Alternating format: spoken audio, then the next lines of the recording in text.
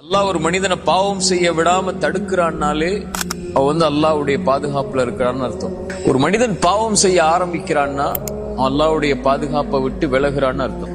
இன்னல்லாஹ யுதாஃபிஉ அனில் லதீன ஆமனு. அல்லாஹ் ரப்புல் ஆலமீன் ஈமான் கொண்டவர்களை அல்லாஹ் பாதுகாப்பான். அவ்வளவுதான்.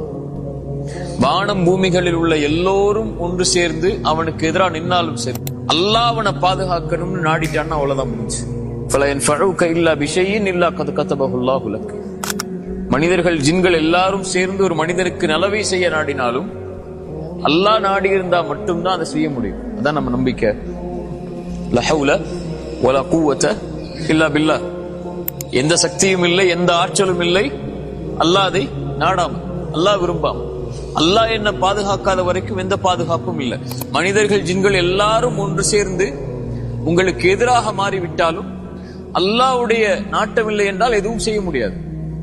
அல்லாஹ்விற்கு எதுவும் சிரமம் இல்லை, அல்லாஹ்வை எதுவும் தடுமாறச் செய்யாது. ஒரு இறை நம்பிக்கை கொண்ட அடியானுடைய உயிரை கைப்பற்றும் போதுதான் அல்லாஹ் தடுமாறுகிறான்.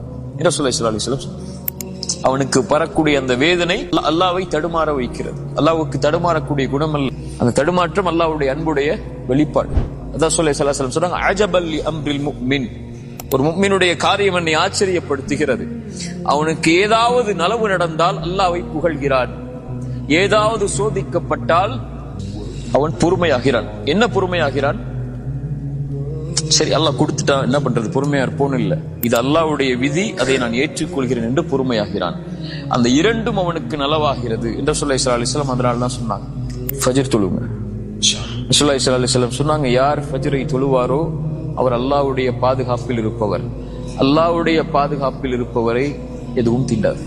அல்லாஹ் நம்மளை பாதுகாத்தான்னா நம்ம இந்த உலக வாழ்வு முழுவதும் பாதுகாக்கப்படும். அல்லாஹ் நம்மளை பாதுகாத்தானா நம்முடைய மரண நேரம் பாதுகாக்கப்படும். அல்லாஹ் நம்மளை பாதுகாத்தானா கபருடைய அந்த நிலைமை பாதுகாக்கப்படும். அல்லாஹ் நம்மளை பாதுகாத்தானா மஹ்ஷர்ல எழுப்பப்படும் போது பாதுகாக்கப்படும்.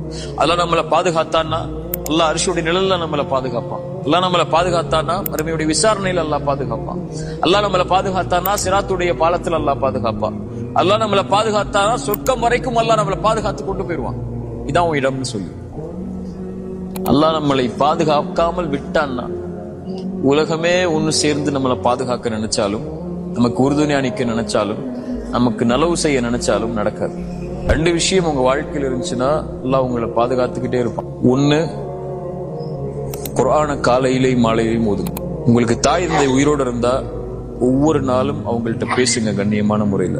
இந்த ரெண்டை நீங்க செஞ்சீங்கன்னா அல்லாஹ்வுடைய பாதுகாப்புல இருந்து நீங்க விலகவே மாட்டீங்க.